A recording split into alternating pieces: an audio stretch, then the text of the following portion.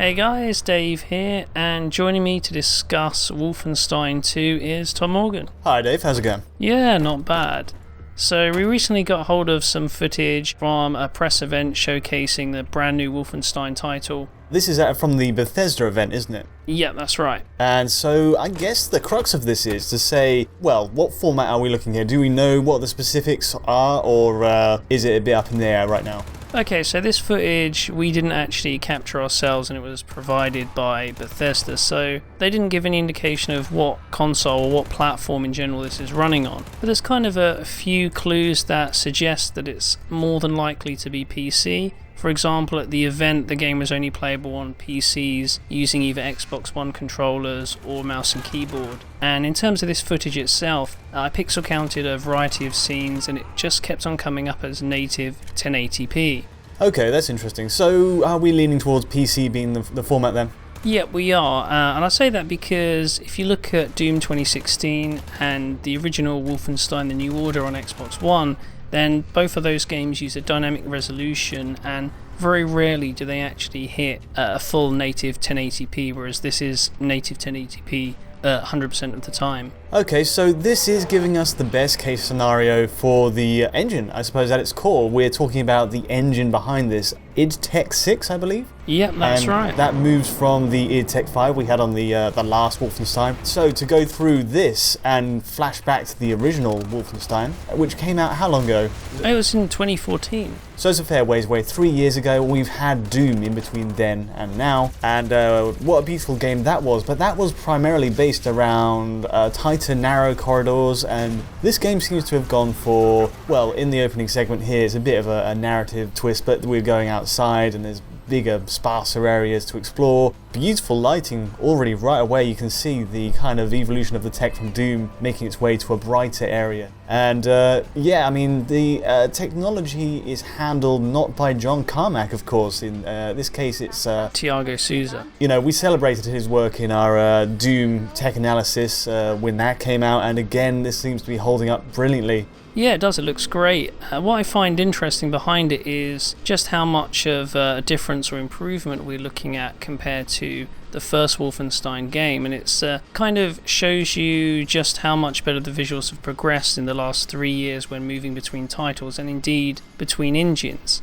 The other interesting thing is you mentioned that Wolfenstein 2 is looking to feature more open environments, and one of the things that id Tech 6 was designed to handle was to create sort of smaller, more open world environments, not massive playfields like Fallout, but something that is not as confined to smaller corridors like Doom, but that can be sort of expanded upon and give players a kind of more varied world.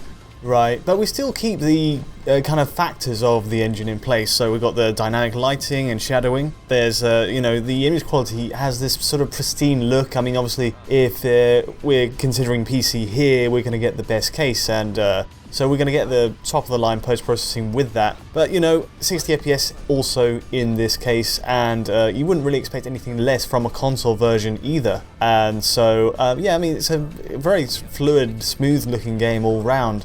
The thing I'd say is moving from id Tech 5 is the departure from a game that's primarily designed around baked lighting and large virtual textures. The mega texture system, if you like. Yeah, that was one of the things with the first Wolfenstein is it used an adapted version of id Tech 5 to try and shoehorn in more use of dynamic lighting and sort of dynamic effects in general, but you could tell at some points that when explosions and sort of new light sources were being thrown around in the environment, we weren't seeing sort of shadows of the actual environment being cast, and you could tell that there was kind of different lighting models in play, whereas in Wolfenstein 2, as you've probably noticed, there's a lot more in the way of environmental lighting that casts more shadows, and things like the when you're shooting with the guns, the particles are also casting trails across the ground and stuff. Yeah, I think it's that consistency which really made Doom and this stand out. Everything feels like it follows the same logic, and you can really see it in this sequence here. I think we got lucky here by talking at this point about it, but yeah, the train sequence, you know, lots of lights passing by, and that gives you a very good example of shadows flickering across. All very consistent, and it blends across the floor. Each shadow layer blends as you'd expect it would. I think, as a showcase of what it's about, these must be from fairly early on in the game. I'd imagine they are. And, putting your best foot forward, basically, showing off the lighting with some really quite impressive set pieces.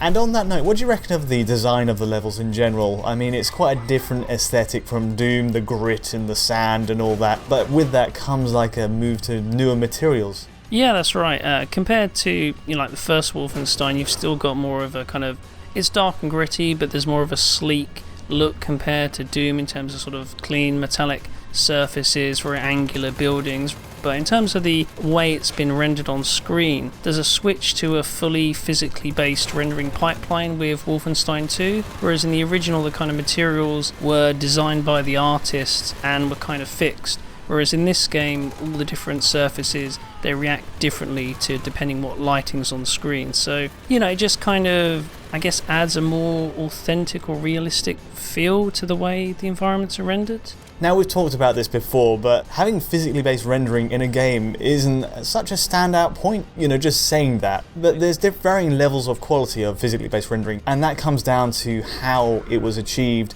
The quality of the scan work. Obviously, Battlefront uses photogrammetry, scanning the original objects from the Star Wars series, and you get a very authentic result in the end game.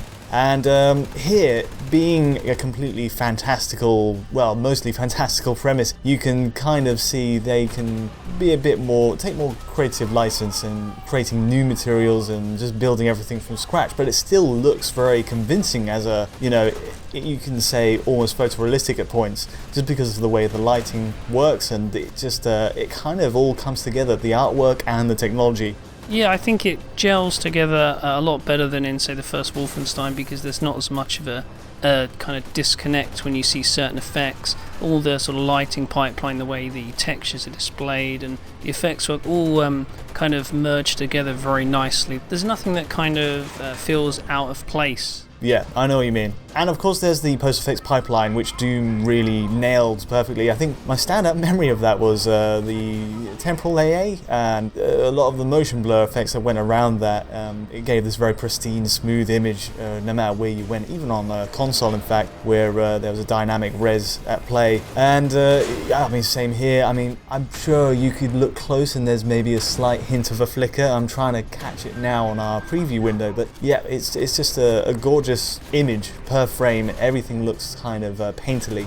Yeah, image qualities are definitely a step up over the first Wolfenstein, which had quite a lot of sort of shimmering. I think the AA in that game was applied quite early on, but here it's really a similar kind of presentation to Doom, like you were saying, particularly with the effects work. I noticed the motion blurs handled really nicely. It's very smooth. Like in Doom, you've got bokeh depth of field, screen space reflections, good use of ambient occlusion. So it really builds upon all the cool features we saw in Doom that worked and applies it to like a different art aesthetic. Well, you wouldn't expect anything less from the pedigree behind this game. It comes essentially from the lead R&D graphics engineer of several iterations of CryEngine, which I thought back in the day was the premier engine. I was blown away by it at the time, and I was a bit saddened recently to find, as of late, the engine's not really being used so often as, well, no, certainly not as prevalent. It's certainly not as prevalent as I thought it'd be. But this one seems like it takes up the mantle, and I just wonder if an engine like this could be applied in more ways and more across the board in the games industry in general. I'd love to see this technology being taken by the developers and just to see what it can do. I mean, right here, the goal really is to hit 1080p 60, and as a target, I think that's what most people are clamoring for on current gen systems. Yeah, that's certainly my take on it. I've always said in the office I prefer to play at 60 frames per second. I would love to see consoles or more console games hit that target, and id Tech is a perfect example of an engine that is designed around that. Even with things like dynamic resolution, you can still get a really attractive game with a high frame rate. And yeah, I definitely like to see other Bethesda studios take advantage of it and maybe utilize higher frame rates on current gen consoles, or even on things like Xbox One X or PS4 Pro, for example. Yeah, sadly something we've not really enjoyed across the board on current gen shooters, but we have noticed, as I kind of covered in a recent input lag test video I did, a lot of shooters are migrating to 60 FPS this generation compared to the 30 on last, but not all of them are successful, and this one very much fits into the category of success. You know, we'll see exactly how the console versions fare when it actually, you know, comes to market, but for now this is looking really impressive at a base technical level. The kind of fundamentals of what it's going to do, I'm really excited for this one. Yeah, I agree. It's looking really good at this point. Obviously, in terms of consoles, we'll have to wait until closer to release to see what how they hold up, which I guess is the end of October, around the 27th, I believe. But yeah, until then, I think we should wrap it up. So yeah, thanks for joining me on this one, Tom. No worries. Anyway, guys, I hope you enjoyed the video, and if you did, as ever, don't forget to like and subscribe. Thanks for watching, and we'll see you next time.